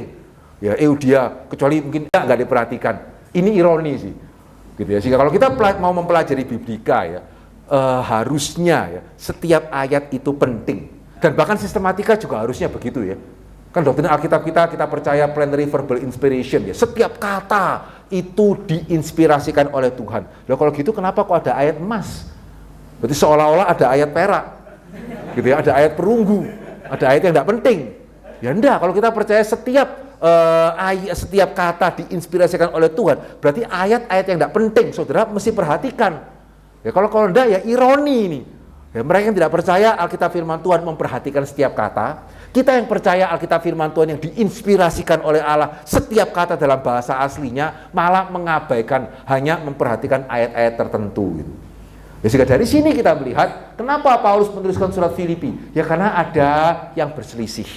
Itu kenapa dia menasihati saling merendahkan diri, sehati sepikir, jangan mencari kepentingan sendiri, hendaklah kamu serupa dengan Kristus. Begitu ya, hendaklah serupa dengan Kristus. Sehingga kenapa Paulus berbicara mengenai Yesus di dalam kesetaraan dengan Allah, tidak memandang kesetaraannya sebagai milik yang harus dipertahankan. Ya karena dia mau mengajari jemaat supaya saling rendah hati seperti Kristus. Yaitu kenapa dia menekankan Kristus tidak memandang kesetaraannya. Tapi di sisi yang lain, justru dari sana kita tahu bahwa ketika Paulus mengatakan bahwa Yesus tidak memandang kesetaraan dengan Allah, itu berarti Paulus percaya Yesus betul-betul setara dengan Allah. Karena jikalau Paulus tidak percaya Yesus setara dengan Allah, jikalau Paulus hanya percaya Yesus A kecil lah, atau Yesus itu Allah yang diciptakan seperti yang dipercaya oleh saksi Yehova begitu ya, maka ini kalimat tidak masuk akal. Ya, kecuali Paulus benar-benar percaya Yesus itu setara dengan Allah Bapa begitu ya, maka dia tidak bisa menjadikan Yesus sebagai teladan kerendahan hati. Yesus baru bisa menjadi teladan kerendahan hati hanya kalau dia benar-benar setara dengan Allah. Sehingga pada waktu dia tidak memandang kesetaraan dengan Allah, wah ini luar biasa ini. Karena memang ya, mana lebih mungkin ya, mahasiswa gegeran sama dosen atau mahasiswa gegeran sama sesama mahasiswa? Ya, sesama mahasiswa. Sebaliknya juga sama ya. Pendeta seringkali gegeran dengan jemaat atau pendeta gegeran dengan sesama pendeta. Yang mana? Pendeta. Sama. Ya, karena kalau kita sama mahasiswa ya, dulu masa sama mahasiswa gegeran ya malu ya. Sama-sama jemaat gegeran ya malu. Tapi kalau sesama pendeta ya, Pak Eko ini pendeta, saya juga pendeta loh. Pak Eko ini punya anak, saya juga punya anak loh. Pak Eko ini sibuk, saya juga sibuk. Kenapa saya yang mesti ngalah? Wah, ini bisa susah ini. Gitu ya, karena sama. Gitu ya. Sehingga itu kenapa Paulus memberikan contoh teladan itu Kristus. Dia itu sama loh. Ya sama. Nggak keberatan tuh. Bukannya dia mengatakan, kenapa kok saya? Kok bukan Allah Bapa aja menjadi manusia? Begitu tidak ya. Dia rela turun ke dalam dunia bahkan taat-taat sampai mati. Begitu itu luar biasanya. Allah Bapa juga kemudian enggak, oh ya memang sepatutnya kamu kan Allah anak. Tidak ya, meninggikan, bahkan meninggikan dengan sedemikian rupa. Ini teladan yang baik. Ya, tapi sekali lagi itu membutuhkan Yesus harus betul-betul setara. Karena kalau tidak, itu bukan teladan kerendahan hati betul. Contohnya ya, kalau saya mengatakan kepada saudara ya, saudara tolong ya, jangan perlakukan saya sama seperti Pak Jokowi. Jangan. Jangan kata nanti Pak Jokowi meresmikan tempat ini gitu ya. Saya mengatakan jangan ya, saudara jangan perlakukan saya sama seperti Pak Jokowi. Jangan. Ya, jangan sambut saya sama seperti Pak Jokowi. Jangan. Saudara pada waktu mendengar kalimat itu, saudara pikir apa ya? Wah, Pak Hendri ini rendah hati ya. Atau saudara pikirnya yang mau memperlakukan Pak Hendri sama dengan Pak Jokowi itu siapa? Nah, yang mana? Jujur ya, begitu ya. Yang kedua kan, betul ya. Ya sehingga pada waktu saya mengatakan saya tidak memandang kesetaraan saya dengan Pak Jokowi sebagai yang harus dipertahankan, sehingga itu kenapa saudara jangan memperlakukan saya sama dengan Pak Jokowi. Maaf Pak ya, Bapak ini nyombong terendah hati kok agak bulet gitu ya, nangkep ya? Ya karena memang tidak setara, gitu ya, tidak setara. Padahal saya sama Pak Jokowi bedanya apa? Semuanya Pak gitu ya. Loh enggak loh, saya sama dia kan sama-sama manusia. Ya sama-sama ciptaan Tuhan, begitu ya. Sama loh, itu pun sudah tidak make sense ketika saya menyetarakan diri dengan dia. Apalagi kalau saya menyetarakan diri dengan Pak Tong misalnya gitu ya. Tolong jangan sambut saya sama seperti sambut Pak Tong. Saya juga ngomong mikir sama itu. Yang mau menyebut Bapak seperti menyebut Pak Tong juga siapa gitu. Ya, padahal sama-sama manusia. Sehingga kalau Yesus itu tidak setara Allah, apalagi dia ciptaan. Terus Paulus mengatakan Yesus tidak memandang kesetaraannya dengan Allah, begitu ya. Itu bukan teladan hati, saudara. Yesus mesti bertobat itu kalau sampai dia memandang kesetaraan dengan Allah sebagai milik yang tidak perlu sama seperti tadi ya. Kalau saya berpikir seperti itu, saya mesti bertobat, bukan saya jadi contoh rendah hati. Nangkep ya? Ya sehingga di sini kita melihat that makes sense. Ya sehingga untuk Paulus bisa menjadikan Yesus sebagai teladan untuk Euodia Sintike ngapain gegeran, sama-sama pekerja kok gegeran, sesungguhnya bantu mereka dong, begitu ya. Itu berarti Paulus mengamini ya Allah Bapa dengan Allah Anak itu setara. Itu kenapa luar biasa ya, begitu ya. Kalau Pak Tong tidak menganggap dirinya setara dengan Billy Graham, atau Billy Graham tidak menganggap dirinya setara dengan Pak Tong, itu luar biasa itu, begitu ya. Ya karena setara. Ya Paulus tidak menganggap dirinya lebih tinggi dari Apolos, Apolos tidak menganggap dirinya lebih tinggi daripada Paulus. Ini luar biasa ini. Begitu ya, saya yang menanam, Apolos yang menyiram. Wah, Paulus ini rendah hati ini, betulan rendah hati ini. Gitu ya. Tetapi kalau kemudian Timotius mengatakan, saya tidak menganggap kesetaraan saya dengan Paulus gitu. Waduh ya, ini agak masalah ini murid satu ini gitu ya. Nangkep ya? Sehingga dari sini kita melihat jelas dari Filipi ini yang ditulis di tahun 61-62 oleh Paulus. Jelas. Ya bukannya baru sekian puluh tahun berlalu terus kemudian muncullah dahulu kala adalah orang yang bangkit begitu ya. Kapan itu dahulu kala? Tidak. Dari awal begitu ya, Paulus dan juga jemaat sudah mengamini Yesus setara dengan Allah. Ya karena Paulus bahkan tidak perlu menjelaskan ya, semua jemaat amin. Begitu ya, sehingga nggak ada jemaat yang berpikir seperti tadi saudara pada waktu saya memberikan contoh gitu ya. Nggak ada jemaat berpikir, Paulus kok ngomong gini ya, emangnya Yesus itu siapa, Allah itu siapa? Nggak ada loh. Itu kenapa Paulus tidak perlu menjelaskan panjang lebar. Pokoknya kamu itu belajar dari Yesus ya, yang tidak memandang kesetaraan dengan Allah sebagai milik yang harus dipertahankan. Berarti baik Paulus maupun semua jemaat sudah mengamini hal ini. Begitu ya. Kalau saya harus kasih penjelasan ini misalnya, khususnya kalau saya jelaskan itu di antara mahasiswa SCTRI begitu ya, saya mesti kasih penjelasan dulu. Ini umpama loh saudara. Ya karena kalau sampai saya pakai contoh Pak Tong tanpa saya ngomong ini umpama, saya bisa masalah itu gitu ya. Sehingga ini contoh loh saudara ya. Karena ada yang tersinggung kalau saya nggak ngomong gitu loh. Siapa Bapak ini? Kurang ajar sekali gitu ya. Ini Paulus enggak perlu pakai penjelasan gitu. Sehingga ya memang jemaat sudah mengamini. Ya sehingga jemaat tahun 60-an itu sudah mengamini Yesus setara dengan Allah.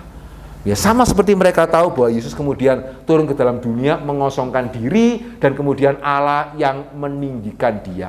Sehingga garis besar ya dari Efesus 2, 5-11 itu menunjukkan bagaimana Yesus dari kemuliaan secara ontologis ya setara dengan Allah secara ontologis mengosongkan diri menjadi hamba taat sampai mati di atas kayu salib dan Allah meninggikan dia. Nah ini kemuliaan secara sejarah keselamatan. Ya, jadi ada dua kemuliaan ya, kemuliaan secara ontologis dan kemuliaan secara sejarah keselamatan. Ya, sehingga Pak Tong sekali pernah tanya pertanyaan yang menarik ya, apa bedanya Tuhan dengan hantu? Ada yang coba jawab? Apa yang perbedaannya Tuhan dengan hantu? Gitu ya, hantu itu mau meninggikan diri sama Tuhan direndahkan, sama Allah direndahkan. Sementara Yesus, Tuhan Yesus merendahkan diri kemudian ditinggikan. Persis berbeda ya, jadi persis terbalik itu. Jadi kalau hantu itu mau meninggikan diri direndahkan, kalau Tuhan itu malah merendahkan diri kemudian ditinggikan. Ya, sehingga ini beda, mesti dibedakan. Sehingga kalau seperti ini ya, saudara ya nggak bingung lagi, tanpa kita harus menyangkal loh. Ya, jadi tanpa kita harus mengatakan, enggak Korintus itu maksudnya enggak gitu. Loh kita ngomong, ya memang maksudnya gitu. Begitu ya, ini bagusnya ya, kita bukan pokoknya. Gitu ya memang Paulus di Korintus maksudnya Allah anak lebih rendah daripada Allah Bapa, tapi bukan dalam pengertian ontologi. Ya itu dalam pengertian seperti Filipi 2 tadi ini 9-11. Ya jadi ya sebetulnya Pauline Kristologi ya Paulus mengamini Yesus sepenuhnya Allah, sepenuhnya manusia. Bukan sepenuhnya manusia tetapi Allahnya menjadi. Tidak. Ya sehingga ayat-ayat yang berbicara seperti kok Yesus lebih rendah ya. Tapi justru sebetulnya itu menunjukkan Yesus manusia sejati, dia berhasil menyelesaikan misinya. Salah ketik. Ya, jadi Yesus manusia sejati. Ya, sebagai manusia sejati ya dia bisa mati. Ya, sebagai manusia sejati ya dia menaklukkan diri. Sehingga 1 Korintus 15 ini ironi itu. Karena ayat itu sebetulnya berbicara mengenai keberhasilan misi Yesus. Sehingga dia berhasil, itu kenapa dia menaklukkan dirinya di bawah Allah, sehingga Allah menjadi semua di atas semua. Itu menunjukkan rencana penciptaan manusia itu tergenapi di dalam Kristus. Ya sehingga 1 Korintus 15 tadi kalau dibaca secara salah, seolah-olah Yesus secara ontologi lebih rendah daripada Allah. Itu ngawur. Tapi kalau dibaca secara benar, justru menunjukkan Yesus secara sejarah keselamatan berhasil. Adam gagal, Adam kedua ini berhasil. Gara-gara Adam pertama, alam dikutuk. Tapi gara-gara Adam kedua, segala sesuatu dibawa untuk kemuliaan nama Allah. Dia berhasil, gitu ya, bukan inferior. Jelas ya? Jadi kalau kita mengerti pembagian ini, maka di sini kita melihat ayat-ayat Paulus ya, yang menunjukkan inferioritas Yesus. Sebetulnya menunjukkan Yesus adalah manusia sejati yang berhasil menyelesaikan misinya. Ya, jadi Yesus yang mengosongkan diri dan menjadi keturunan Daud itu dimuliakan sebagai anak Allah setelah kebangkitannya yang berpuncak pada kedatangan kedua. Jadi betul sih memang ya dia adalah keturunan Daud ya karena dia sudah mengosongkan diri. Ya bukan dari kekekalan dia keturunan Daud, ya enggak. Ya jadi memang setelah dia mengosongkan diri ya memang dia keturunan Daud. Begitu ya, enggak salah. Demikian juga Yesus menaklukkan diri kepada Allah itu menunjukkan dia berhasil. Beda dengan Adam sudah memberontak, alam turut terkutuk, Yesus menaklukkan diri dan mempersembahkan segala ciptaan untuk kemuliaan nama Allah. Ya, sehingga ayat-ayat ini mesti dimengerti seperti ini. Ya, sehingga sama ya, di dalam Alkitab ayat-ayat yang menunjukkan Yesus itu sepertinya bukan Allah, justru kita harus bersyukur ada ayat-ayat seperti itu. Karena itu menunjukkan Yesus betul-betul menjadi manusia bukan sandiwara. Ya, sehingga saya heran. Kok ada ya orang yang tidak percaya Yesus Tuhan, tapi percaya Yesus mati gitu. Ya kalau Yesus itu, kenapa kok tidak pakai ayat itu gitu? Gitu ya. Sehingga kalau tidak percaya Yesus itu, kalau heran ya, Yesus kok bisa takluk kepada Allah? Kok tidak heran sekalian kok Yesus bisa mati? Betul ya? Nah maksud saya ya, begitu ya. Harusnya kita heran dong, Yesus kok bisa mati? Katanya Allah kok bisa mati? Ya karena memang dia turun menjadi manusia. Itu menunjukkan karya salib bukan karya sandiwara. Gitu ya, itu kenapa Yesus turun sebagai keturunan Daud, itu kenapa dia bisa haus, itu kenapa dia bisa capek, itu kenapa dia bisa lapar, itu kenapa dia bisa mati. Ya karena kalau enggak ada keselamatan bagi kita. Dan itu kenapa baru setelah dia bangkit, begitu ya, Allah menyatakan inilah anakku gitu. Ya, sehingga ayat-ayat yang menunjukkan Yesus lebih inferior, ingat ya, justru itu menunjukkan Yesus adalah manusia sejati yang berhasil menyelesaikan misinya. Bukan pura-pura menyelesaikan misinya. Tidak lapar tapi pura-pura lapar, tidak mati tapi pura-pura mati, begitu ya. Tidak. Ya sebaliknya, ada di dalam Paulus ya, yang menunjukkan ayat-ayat di dalam Paulus yang menunjukkan bahwa Yesus adalah sepenuhnya Allah. Ya, jadi ada nggak selain ayat tadi, Filipi pasal kedua, ya, yang lebih jelas lagi menunjukkan bahwa Yesus Allah? Kalau yang tadi kan mesti dijelaskan dulu ya, setara itu artinya apa? Kenapa kok setara dalam pengertian betul-betul setara? Ya saya harap setelah saya jelaskan saudara semua amin kan. Tapi ada nggak ya ayat yang bahkan tanpa perlu dijelaskan, begitu ya, sudah secara eksplisit sebetulnya mengatakan Yesus itu setara dengan Allah? Ada. Tidak banyak tapi ada. Ada dua. Begitu ya. Yang satu khususnya yang sangat kuat itu diambil dari Roma pasal ke-9 ayat yang kelima. Ya sama ya, Roma ini tulisan Paulus. Ya sama seperti Filipi, tidak ada orang meragukan Roma bukan tulisan Paulus, adapun yang sangat minor. Dan Roma ditulis kurang lebih awal ya. Roma ditulis sekitar tahun 51-52 begitu. Begitu lebih awal daripada Filipi. Paulus mengatakan apa dalam Roma 9 ayat yang kelima ya. Ini boleh sih saudara kasih tanda ya. Begitu ya. Di sini Paulus mengatakan mereka adalah keturunan bapak-bapak leluhur yang menurunkan Mesias, Yesus ya, dalam keadaannya sebagai manusia yang ada di atas segala sesuatu. Ia ini siapa? Ia ini siapa? Hah? Mesias, Yesus. Ya, ia adalah Allah yang harus dipuji sampai selama-lamanya. Amin. Wah, ini ayat besar. Begitu ya, ini ayat besar. Ya, ayat penting sekali. Gitu ya. Jadi ia adalah Allah yang harus dipuji sampai selama-lamanya. Saudara tidak bisa lari. Ia di sini adalah Yesus. Meskipun ya ada yang mencoba untuk memberikan terjemahan yang berbeda. Begitu ya. Jadi ada sebagian terjemahan, khususnya terjemahan yang lebih kuno, gitu ya. Setelah mereka menerjemahkan Mesias dalam keadaan sebagai manusia yang ada dari segala sesuatu. Titik.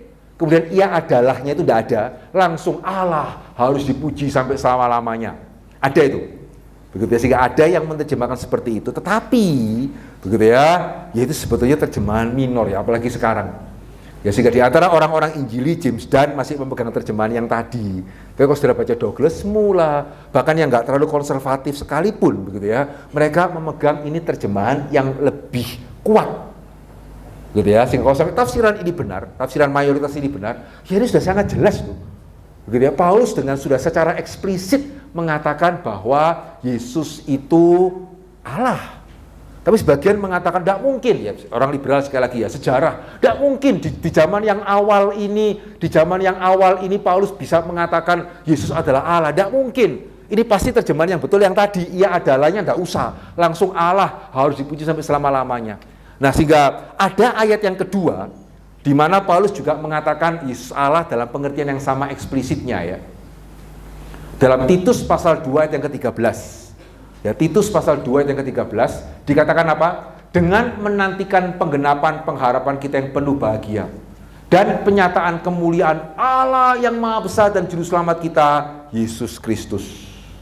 Begitu ya. Di sini kita melihat Allah yang Maha Besar itu disamakan dengan, jadi penyataan Allah yang Maha Besar disamakan dengan Yesus Kristus juru selamat kita. Ini ayat yang kedua yang sama-sama eksplisitnya. Nah, cuman begitu ya, bagi khususnya mereka yang liberal, ayat yang kedua ini tidak sekuat ayat yang pertama. Gitu ya. Ini dianggap lebih kuat daripada ayat yang kedua. Kenapa begitu? Karena Titus sebagian orang masih menganggap bukan tulisan Paulus. Ya, karena penulisan Titus tidak bisa dilacak dari Kisah Para Rasul. Ya, Kisah Para Rasul kan berhenti dengan Paulus itu di penjara Roma kan. Nah, setelah itu kan kita tidak tahu yang terjadi pada Paulus itu apa. Sebagian percaya Paulus itu bebas, begitu ya, kemudian menginjili lagi, tulis surat-surat lagi, salah satunya Titus. Sebagian percaya Paulus mati pada waktu dia di penjara Roma. Itu kenapa Lukas tidak menceritakan, begitu ya. Ya sehingga kalau Paulus mati di penjara Roma, berarti ini yang nulis siapa ini? Bukan Paulus ini.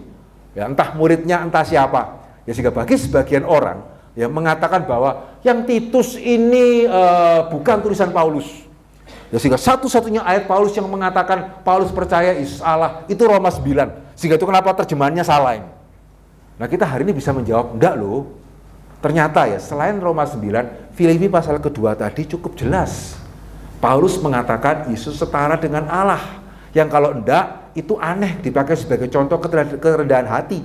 Yang berarti ada dua bukti ini yang sama-sama awal. Alkitab akan mengatakan ya, dua saksi perlu. Begitu ya, kalau mau mengajukan saksi, dua atau tiga, jangan satu saksinya. Sehingga di sini kita punya dua saksi awal. Nah, sekali lagi ya, biblika, awal itu penting. Bukan cuma sepenuh-penuhnya penting, awal itu penting. Jadi baik Roma maupun Filipi, kita melihat Paulus itu menyatakan atau mengamini keilahian Kristus. Yang kalau kita percaya itu juga tulisan Paulus, ditopang juga dengan ayat yang ketiga. Jadi itu kenapa ya kita melihat bahwa kristologi Paulus itu adalah betul ya, dia sepenuhnya Allah, sekaligus Yesus itu sepenuhnya manusia. Begitu ya. Nah sekarang coba ya, saya punya waktu sampai jam berapa ya dia? 10 menit. 10 menit ya. Oke, saudara, sebenarnya saya ingin membahas ya, dari mana Paulus itu bisa tahu bahwa Yesus itu manusia ditinggikan. Sekaligus saya mau membahas dari mana Paulus bisa mengatakan Yesus adalah Allah. Gitu. Tapi 10 menit tidak mungkin cukup gitu ya. Sehingga untuk yang bagaimana ya Paulus bisa mengatakan bahwa Yesus adalah manusia yang dipermuliakan seperti tadi. Ya sudah bisa baca slide, saya sudah tulis di sini ya. Paulus memahami peristiwa Damaskus dan sebutan. Oh boleh tambah. Boleh ditambah lagi. Ditambah sampai jam 3 gitu. Oh enggak ya. Ditambah sedikit ya. Oke, kalau itu coba kita lihat ya. Sekali lagi sejarah ya. Sejarah kita mau tahu nih asal muasalnya bagaimana ya. Sehingga berarti saudara mesti perlu konsentrasi ya, karena waktu kita singkat. Saya coba menjelaskan dengan sedikit agak lebih cepat ya. Sehingga dari mana ya Paulus mengatakan Yesus itu menjadi manusia, kemudian dimuliakan. Dia tahu dari mana itu. Dia dari mana bisa mengatakan Yesus itu Allah mengaruniakan kepada Yesus nama di atas segala nama, dan segala lutut akan bertelut kepada Yesus. Coba pikir sebentar ya, Menurut saudara ya, Paulus bisa mengatakan Filipi pasal kedua ayat 9 sampai 11 itu dari mana? Dari mana Paulus tahu kalau segala nama itu diberikan kepada Yesus? Dari mana Paulus tahu kalau segala lutut akan bertelut di bawah kaki Yesus? Ada yang mau coba jawab? Dari mana? Apakah Paulus tidur, terus tiba-tiba dia dapat mimpi ya? Dalam mimpinya dia melihat, segala lutut bertelut kepada, ini kan ketemu sama saya di Damaskus nih. Sehingga dari situ dia tulis ya, segala lutut bertelut. Ya kemudian segala lidah mengaku Yesus Tuhan. Dia tulis segala lidah mengaku. Ya Paulus bisa mengatakan segala lidah bertelut dan segala lidah mengaku dan segala lutut bertelut itu dari mana? Dapat mimpi? Dapat wangsit? Dari mana? Begitu ya. Nah ini biblika ya. Kita mau tahu dari mana. Ya, kalau sebelumnya kan pokoknya Paulus rasul, ya dia tahu aja deh. Gitu ya, karena Paulus yang ngomong ya kita percaya aja, segala lutut bertelut, segala lidah mengaku. Karena Paulus rasul, tidak percaya firman Tuhan ya. Gitu ya. Justru karena kita percaya firman Tuhan ya, dan kita percaya Allah yang mewahyukan firman Tuhan juga adalah Allah atas sejarah. Begitu ya. Jadi sudah pernah mendengar ya, history is his story. Gitu ya. Sejarah adalah kisahnya. Sehingga justru karena kita percaya ya, jadi bukan karena kita tidak percaya maka kita kemudian mencari dari mana Paulus bisa mengatakan Yesus itu segala lutut bertelut, segala lidah mengaku. Enggak, justru karena kita percaya. Ya, kita percaya Allah yang mewahyukan firman Tuhan juga adalah Allah yang menciptakan langit dan bumi, juga adalah Allah yang atas sejarah. Begitu ya. Itu kenapa betul ya, Allah sudah mempersiapkan segala sesuatu di dalam sejarah. Sehingga bukan kebetulan kalau Paulus bisa mengatakan kalimat tadi. Ya, segala lutut bertelut, segala lidah mengaku, nanti dia akan menaklukkan diri di bawah kaki Allah. Begitu Allah menjadi semua, di atas semua. Itu ada dasarnya. Siapa yang tahu dasarnya itu apa? Begitu ya. Dasarnya ada di satu ayat perjanjian lama, Daniel pasal yang ke-7.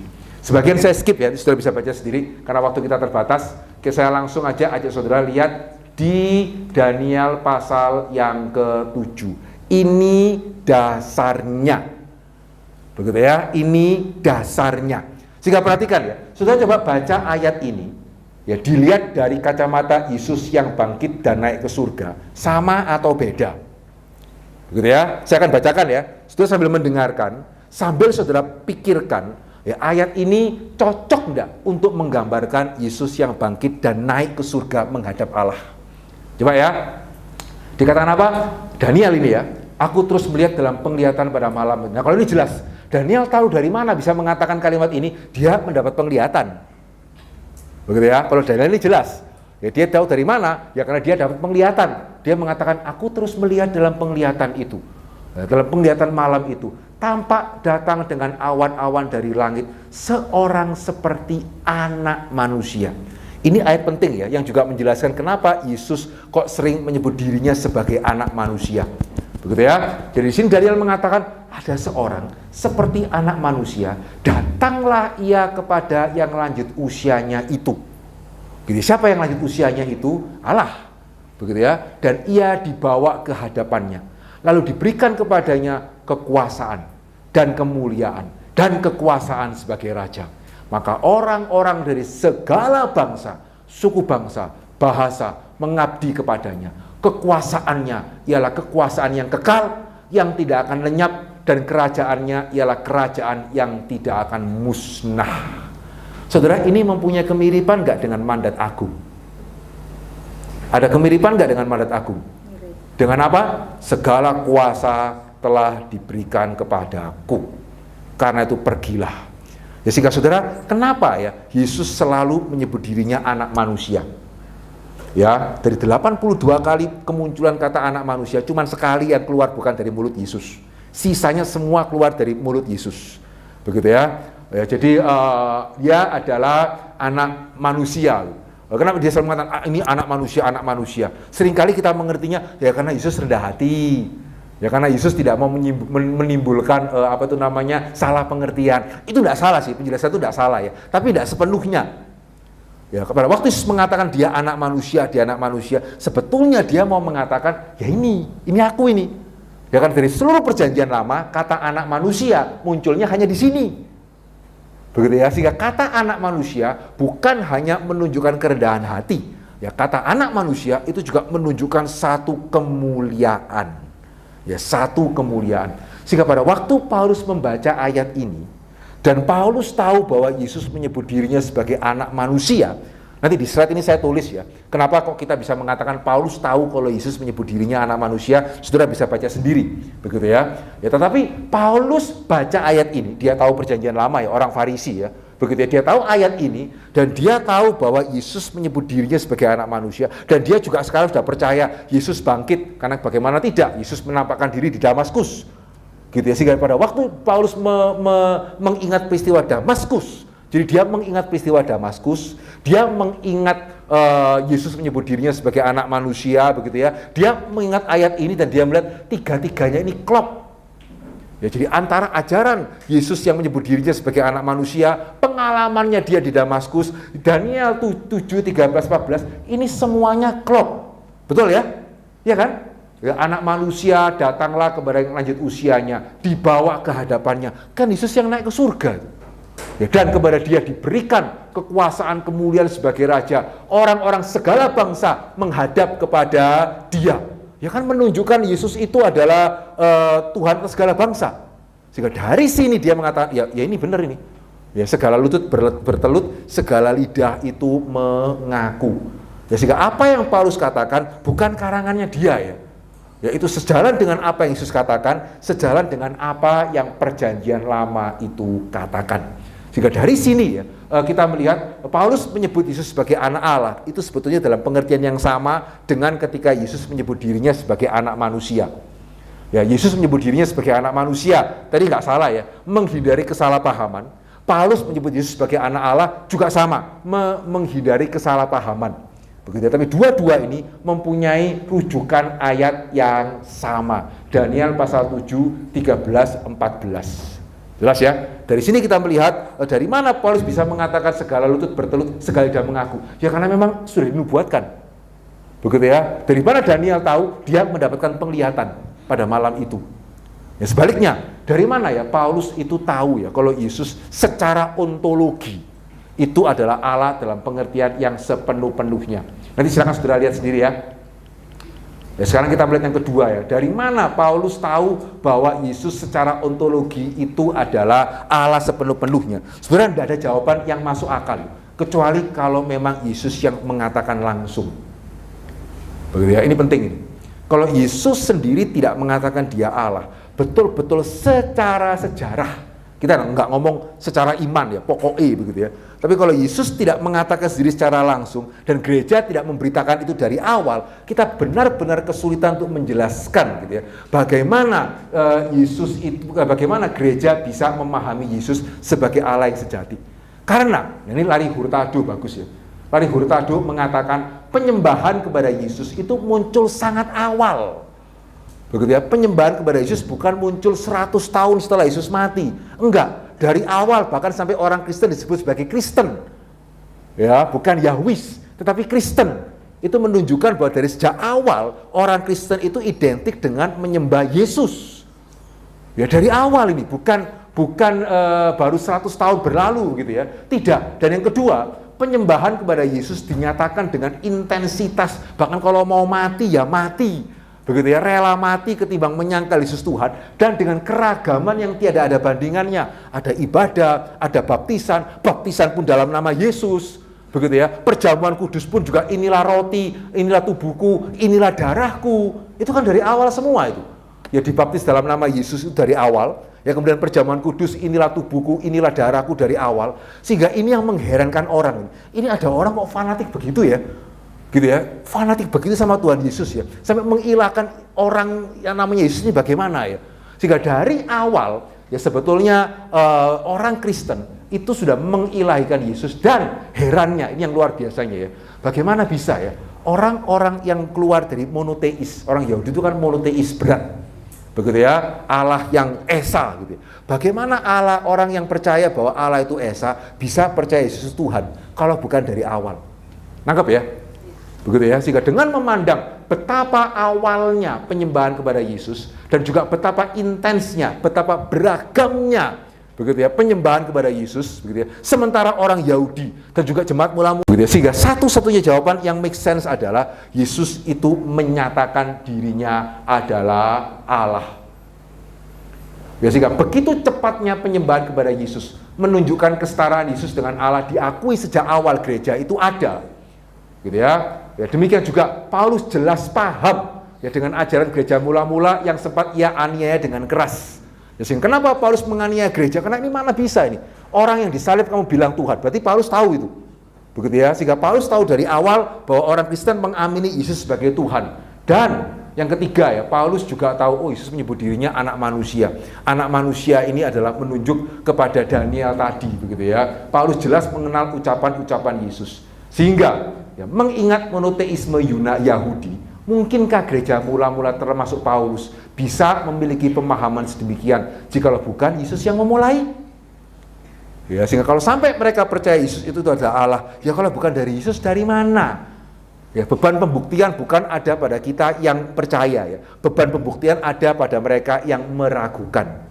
Dari mana terus? Kalau tadinya kan mereka mengatakan, ya karena sejak berlalunya waktu, mitos. Tapi ini 30 tahun kok, mitos dari mana? Mana bisa mitos 30 tahun, 20 tahun jadi mitos? Ya tidak bisa. Begitu ya, sehingga dari mana? Ya suruh mereka jawab sudah. Gitu ya, kalau kita jawabannya sederhana, ya dari Tuhan Yesus. Loh kamu kok tahu kalau dari Tuhan Yesus? Ya karena Paulus kenal ajaran Tuhan Yesus. Ya, dan jemaat mula-mula menyembah Yesus dari awal. Dan mereka adalah monoteis. Gitu ya, sehingga bagaimana mereka bisa seinovatif itu kalau bukan dari Yesus?